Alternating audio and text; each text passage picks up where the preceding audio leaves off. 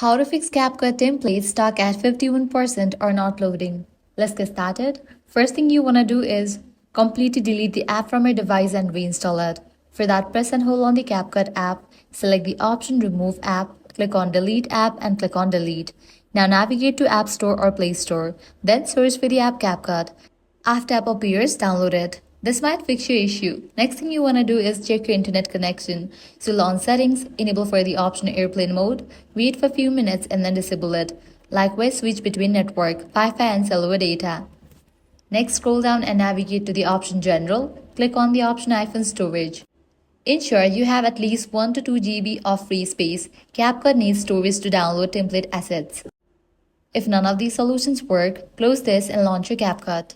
Navigate to the Me page, click on the settings icon. Now scroll down and click on the option Feedback. Click on the option Give Feedback. Now here you'll need to report about the issue, that you are unable to download the templates or it is not loading. Also, you can upload the screenshots or the screen recording, then you can send it. With that, CapCut support team will get back to you.